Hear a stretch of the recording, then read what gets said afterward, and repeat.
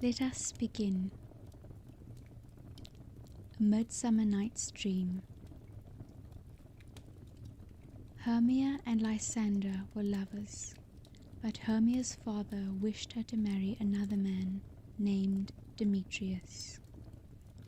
Now, in Athens, where they lived, there was a wicked law by which any girl who refused to marry according to her father's wishes might be put to death.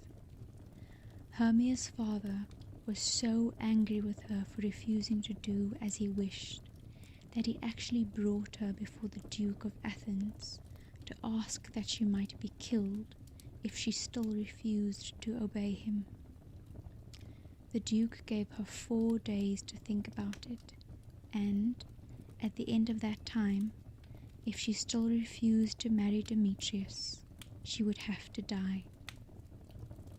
Lysander, of course, was nearly mad with grief, and the best thing to do seemed to him for Hermia to run away to his aunt's house at a place beyond the reach of that cruel law, and there he would come to her and marry her. But before she started, she told her friend Helena what she was going to do. Helena had been Demetrius's sweetheart long before his marriage with Hermia had been thought of, and being very silly like all jealous people, she could not see that it was not poor Hermia's fault that Demetrius wished to marry her instead of his own lady, Helena. She knew that if she told Demetrius that Hermia was going, as she was, to the wood outside Athens, he would follow her. And I can follow him, and at least I shall see him, she said to herself. So she went to him and betrayed her friend's secret. Now, this wood where Lysander was to meet Hermia, and where the other two had decided to follow them, was full of fairies, as most woods are, if one only has the eyes to see them. And in this wood, on this night, were the king and queen of the fairies, Oberon and Titania. Now, fairies are very wise people, but now and then they can be quite as foolish as mortal folk. Oberon and Titania, who might have been as happy as the days were long, had thrown away all their joy in a foolish quarrel. They never met without saying disagreeable things to each other, and scolded each other so dreadfully that all their little fairy followers, for fear, would creep into acorn cups and hide there. So, instead of keeping one happy court and dancing all night through in the moonlight as his fairies used, the king with his attendants wandered through one part of the wood, while the queen with hers kept state in another. And the cause of all this trouble was a little boy whom Titania had taken to be one of her followers. Oberon wanted the child to follow him and be one of his fairy knights, but the queen would not give him up. On this night, in a mossy moonlit glade, the king and queen of the fairies met. "Ill met by moonlight, proud Titania," said the king. "What? Jealous, Oberon?" answered the queen. "You spoil everything with your quarrelling. Come, fairies, let us leave him. I am not friends with him now." "It rests with you to make up the quarrel," said the king. "Give me that little boy, and I will again be your humble servant and suitor." "Set your mind at rest," said the queen. "Your whole fairy kingdom buys not that boy from me. Come, fairies." And she and her train rode off down the moonbeams. "Well, go your ways. said Oberon, "but I'll be even with you before you leave this wood." Then Oberon called his favourite fairy Puck. Puck was the spirit of mischief.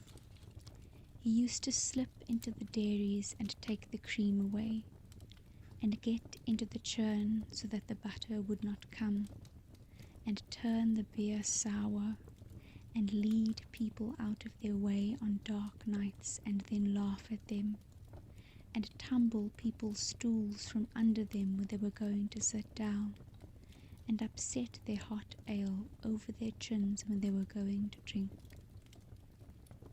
"Now," said Oberon to this little sprite, "fetch me the flower called Love in Idleness.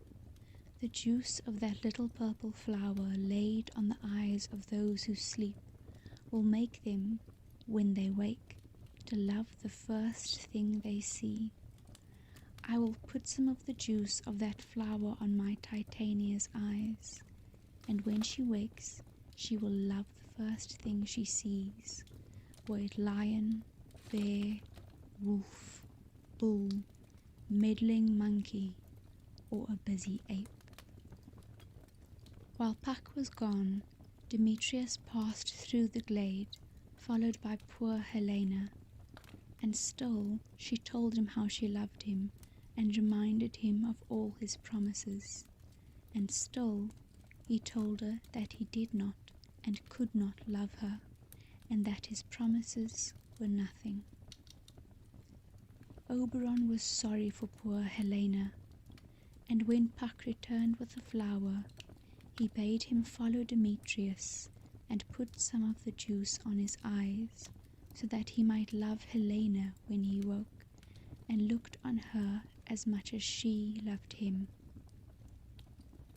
So Puck set off, and wandering through the wood, found not Demetrius, but Lysander, on whose eyes he put the juice.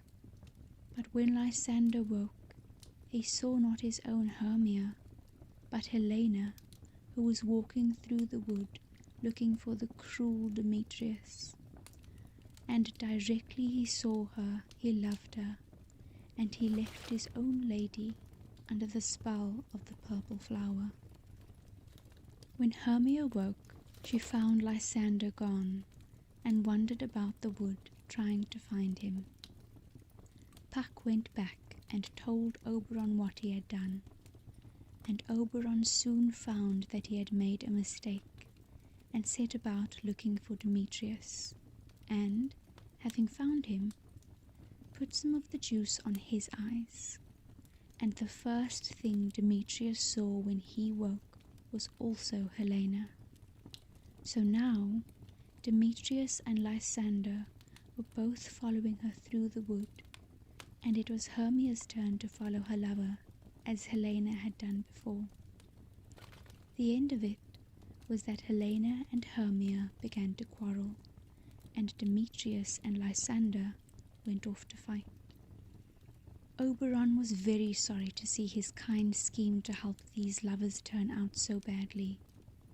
So he said to Puck, "These two young men are going to fight. You must overhang the night with drooping fog, and lead them so astray that no one will ever find the other. When they are tired out, they will fall asleep. Then drop this other herb on Lysander's eyes. That will give him his old sight and his old love. Then each man will have the lady who loves him, and they will all think that this has been only a midsummer night's dream. Then when this is done, all will be well with him." So Puck went and did as he was told, and when the two had fallen asleep without meeting each other, Puck poured the juice on Lysander's eyes and said, "When thou wakest, thou takest true delight in the sight of thy former lady's eye. Jack shall have Jill, naught shall go ill." Meanwhile, Oberon found Titania asleep on a bank where grew wild thyme, oxlips, and violets. There, Titania always slept a part of the night, wrapped in the enamelled skin of a snake. Oberon stooped over her and laid the juice on her eyes, saying, "What thou seest when thou wake, do it for thy true love take." Now, it happened that when Titania woke, the first thing she saw was a stupid clown, one of a party of players who had come out into the wood to rehearse their play. This clown had met with Puck, who had clapped a donkey's head on his shoulders, so that it looked as if it grew there. Directly Titania woke and saw this dreadful monster, she said, "What angel is this? Are you as wise as you are beautiful?" "If I am wise enough to find my way out of this wood, that's enough for me," said the foolish clown. "Do not desire to go out of the wood," said Titania. The spell of the love juice was on her, and to her the clown seemed the most beautiful and delightful creature on all the earth. "I love you," she went on. "Come with me and I will give you fairies to attend on you." So she called 4 fairies, whose names were Peas Blossom, Cobweb, Moth, and Mustard Seed. "You must attend this gentleman," said the queen. "Feed him with apricots and dewberries, purple grapes, green figs, and mulberries. Steal honey bags for him from the bumblebees, and with the wings of painted butterflies fan the moonbeams from his sleeping eyes." "I will," said one of the fairies, and all the others said, "I will." "Now, sit down with me," said the queen to the clown, "and let me stroke your dear cheeks and stick musk roses in your smooth, sleek head and kiss your fair, large ears, my gentle joy." "Where's Peas Blossom?" asked the clown with the donkey's head. He did not care much about the queen's affection, but he was very proud of having fairies to wait on him. "Ready," said Peas Blossom. "Scratch my head, Peas Blossom," said the clown. "Where's Cobweb?" "Ready," said Cobweb. "Kill me," said the clown, "the red bumblebee on the top of the thistle yonder, and bring me the honey bag." "Where's Mustard Seed?" "Ready," said Mustard Seed. "Oh, I want nothing," said the clown, "only just help Cobweb to scratch. I must go to the barber's, for methinks I am marvellous hairy about the face." "Would you like anything to eat?" said the fairy queen. "I should like some good dry oats," said the clown, for his donkey's head made him desire donkey's food, "and some hay to follow." "Shall some of my fairies fetch you new nuts from the squirrel's house?" asked the queen. "I'd rather have a handful or 2 of good dried peas," said the clown. "But please, don't let any of your people disturb me. I am going to sleep." "Then," said the queen, "and I will wind thee in my arms." And so, when Oberon came along, he found his beautiful queen lavishing kisses and endearments on a clown with a donkey's head. And before he released her from the enchantment, he persuaded her to give him the little boy he so much desired to have as a fairy knight. Then he took pity on her and threw some juice of the disenchanting flower on her pretty eyes. And then in that moment she saw plainly the donkey-headed clown she had been loving, and knew how foolish she had been. Oberon took off the donkey's head from the clown, and left him to finish his sleep with his own silly head lying on thyme and violets. Thus all was made plain and straight again. Oberon and Titania loved each other more than ever. Demetrius thought of no one but Helena, and Helena had never thought of anyone but Demetrius.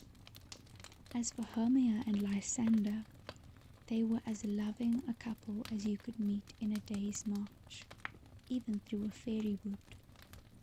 So, the four mortal lovers went back to Athens and were married, and the fairy king and queen live happily together in that very wood at this very day.